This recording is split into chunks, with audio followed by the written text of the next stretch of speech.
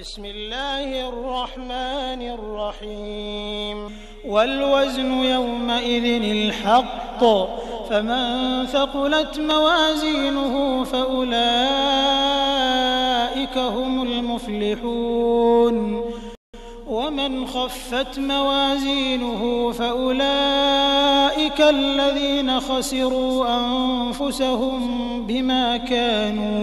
بما كانوا بآياتنا يظلمون ولقد مكناكم في الأرض وجعلنا لكم فيها معايش قليلا ما تشكرون ولقد خلقناكم ثم صورناكم ثم قلنا للملائكة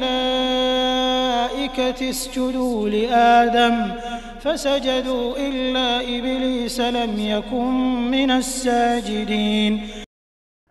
السلام علیکم ورحمۃ اللہ وبرکاتہ.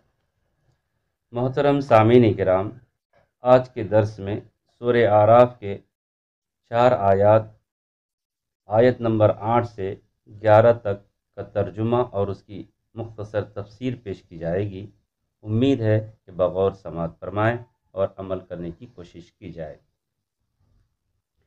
اللہ تعالی رب العالمین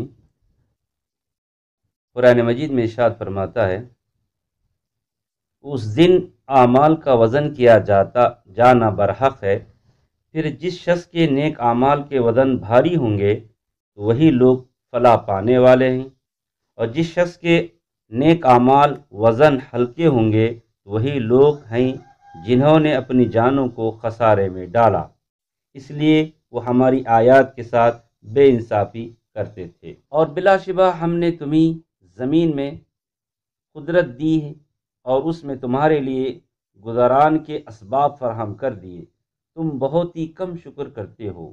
اور بلا شبہ ہم نے تمہیں پیدا کیا، پھر تمہاری صورتیں بنائی، پھر ہم نے فرشتوں سے کہا تم آدم کو سجدہ کرو، چنانچہ انہوں نے سجدہ کیا سوائے ابلیس کے، وہ سجدہ کرنے والوں میں شامل نہ ہوا.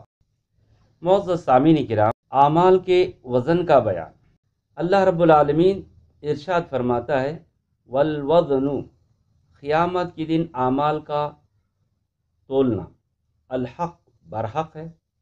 اللہ تعالیٰ کسی پر ظلم نہیں فرمائے گا، جیسا کہ اللہ رب العالمین فرماتا ہے، وَنَضَعُ الْمَوَازِينَ الْقِسْطَ لِيَوْمِ الْقِيَامَةِ فَلَا تُظْلَمُ نَفْسٌ شَيْئًا وَإِنْ كَانَ مِثْقَالَ حَبَّةٍ مِّنْ خَرْدَلٍ أَتَيْنَا بِهَا وَكَفَى بِنَا حَاسِبِينَ، سورہ انبیاء میں. اور ہم قیامت کے دن انصاف کے ترازو رکھیں گے، پھر کسی شخص پر ذرا بھی ظلم نہیں ہوگا. اگر رائی کے دانے کے برابر بھی کسی کا عمل ہوگا تو ہم اس کو پیش کریں گے اور ہم حساب کرنے کو کافی ہیں. اور سورہ نساء میں اللہ کا فرمان ہے، ان اللہ لا یظلم مثقال ذرۃ وان تک حسنۃ یضاعفها ویؤت من لدنہ اجرا عظیما. بے شک اللہ کسی پر ذرا بھی ظلم نہیں کرتا، اگر نیکی کی ہوگی تو اس کو 2 چند کر دے گا، اپنے ہاتھ سے اجر عظیم بخشے گا. اور فرمایا سورہ خاریہ میں، فَأَمَّا مَنْ ثَقُلَتْ مَوَازِينُهُ فَهُوَ فِي عِيشَةٍ رَاضِيَةٍ وَأَمَّا مَنْ خَفَّتْ مَوَازِينُهُ فَأُمُّهُ هَاوِيَةٌ وَمَا أَدْرَاكَ مَا هِيَ نَارٌ حَامِيَةٌ. تو جس کے اعمال کے وزن بھاری نکلیں گے وہ دل پسند عیش میں ہوگا، جس کے وزن ہلکے نکلیں گے اس کا مرجع حاویہ ہے، یعنی اس کا ٹھکانہ حاویہ ہے. اور تم کیا سمجھے کہ حاویہ کیا چیز ہے؟ وہ دہکتی ہوئی آگ ہے. اور فرمایا اللہ رب العالمین، فَإِذَا نُفِخَ فِي الصُّورِ فَلَا أَنْسَابَ بَيْنَهُمْ يَوْمَئِذٍ وَلَا يَتَسَاءَلُونَ فَمَنْ ثَقُلَتْ مَوَازِينُهُ فَأُولَئِكَ هُمُ الْمُفْلِحُونَ وَمَنْ خَفَّتْ مَوَازِينُهُ فَأُولَئِكَ الَّذِينَ خَسِرُوا أَنفُسَهُمْ فِي جَهَنَّمَ خَالِدُونَ، سورہ مومنون. پھر جب سور میں پھونکا جائے گا تو نہ تو ان میں خرابتیں رہیں گی اور نہ ایک دوسرے کو پوچھیں گے، تو جن کے عملوں کے بوجھ بھاری ہوں گے وہ فلاح پانے والے ہیں، جن کے بوجھ ہلکے ہوں گے وہ تو لوگ جنہوں نے اپنے آپ کو خسارے میں ڈالا ہمیشہ دوزخ میں رہیں گے۔ کس چیز کا وزن کیا جائے گا روز قیامت؟ میزان میں کس چیز کو رکھ کر وزن کیا جائے گا؟ اس کے بارے میں یہ قول یہ ہے کہ اعمال کو تولا جائے گا۔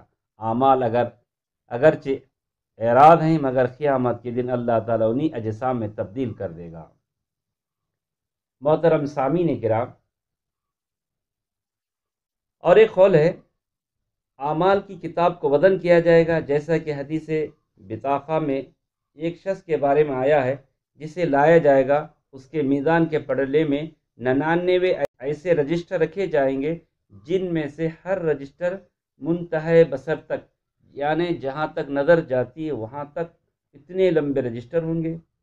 پھر کاغذ کی ایک چھوٹے سے ٹکڑے کو لایا جائے گا جس میں لا الہ الا اللہ لکھا ہوگا۔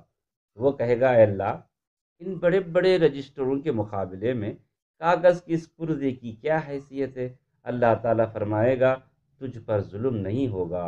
پھر اس پرزے کو میزان کے پڑلے میں رکھا جائے گا تو رسول صلی اللہ علیہ وسلم نے فرمایا رجسٹروں والا پڑلا اوپر اٹھ جائے گا، اس کے مقابلے میں یہ پرزہ بہت ہی بھاری ثابت ہوگا۔ اس حدیث کو امام ترمذی نے روایت کیا ہے۔ اور ایک مقام پر اللہ کے نبی صلی اللہ علیہ وسلم نے فرمایا قرآن اپنے پڑھنے والے کے پاس ایک ایسے نوجوان کی شکل میں آئے گا جس کا رنگ بدلا ہوگا، تو وہ قرآن کہے گا کیا تم مجھے پہچانتے ہو؟ قاری قرآن کہے گا میں تجھے نہیں جانتا۔ وہ جواب دے گا میں وہ قرآن ہوں جس نے تجھے رات کو بیدار دن کو پیاسا رکھا تھا۔ تو محترم سامعین، تیسرا قول ہے صاحب عمل کا وزن کیا جائے گا، جیسا کہ حدیث میں ہے رسول صلی اللہ علیہ وسلم نے فرمایا بلا شبہ قیامت کے دن ایک بہت موٹا تازہ آدمی آئے گا مگر اللہ تعالیٰ کے ہاں اس کا وزن مچھر کے پر کے برابر بھی نہیں ہوگا۔ اور فرمایا اس آیت کریمہ کو پڑھو، سورہ کہف میں ہے فَلَا نُقِيمُ لَهُمْ يَوْمَ الْقِيَامَةِ وَزْنًا، تو ہم قیامت کے دن اس کے لیے کوئی میزان قائم نہیں کریں گے۔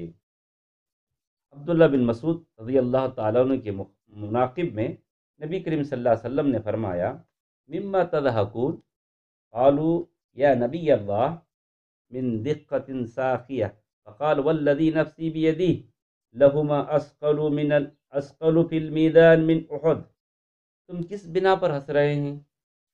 انہوں نے کہا اللہ کے نبی ان کی پنڈلیوں کی باریکی کی وجہ سے۔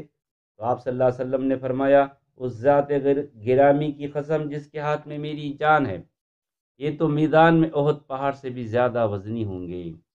محترم سامعین، کائنات کی تمام نعمتیں انسان کے لیے ہیں۔ اللہ تعالیٰ اپنے بندوں پر اپنے احسانات کو شمار کراتے ہوئے فرما رہا ہے اس نے زمین کو ٹھہرنے کی جگہ بنایا، اس میں پہاڑ نہریں بنا دی، اس میں مکانات محلات بنا دیے، اس کے نفع بخش چیزوں کو ان کے لیے مباح قرار دے دیا، ان کے لیے بادلوں کو مسخر کر دیا تاکہ ان کے زمین سے رزق نکالیں، اس نے ان میں سے ان کے لیے اسباب معیشت اور کمانے کے مختلف طریقے مہیا کر دیے۔ یہ لوگ تجارت کرتے، حصول دنیا کے لیے مختلف انواع و اقسام کے اسباب کو اختیار کرتے ہیں، اور اس کے باوجود اکثر لوگ اپنے رب کا بہت کم شکر ادا کرتے ہیں، جیسا کہ اللہ رب العالمین سورہ ابراہیم میں ارشاد فرماتا ہے وَإِن تَعُدُّوا نِعْمَةَ اللَّهِ لَا تُحْصُوهَا إِنَّ الْإِنسَانَ لَظَلُومٌ كَفَّارٌ، اور اگر اللہ کے احسان گنتے لوگو گے تو شمار نہ کر سکو گے، مگر لوگ نعمتوں کا شکر نہیں کرتے۔ کچھ شک نہیں کہ انسان بڑا بے انصاف اور ناشکرا ہے۔ معزز سامعین، فرشتوں کا آدم کو سجدہ اور ابلیس کا انکار۔ اللہ تعالیٰ نے قرآن میں فرشتوں کو کہا کہ آدم کے لیے سجدہ کرے، تو ابلیس نے انکار کیا، فرشتوں نے سجدہ کیا۔ اس مقام پر اللہ تعالیٰ نے اولاد آدم کی، ان کے باپ حضرت آدم علیہ السلام کی شرف کی فضیلت کی طرف توجہ دلا رہا ہے، ان کے دشمن ابلیس کی عداوت اور حسد کو بیان فرما رہا ہے جو سے آدم اور اولاد آدم سے ہے، تاکہ اس سے بچے اور اس کے رستوں پر نہ چلے۔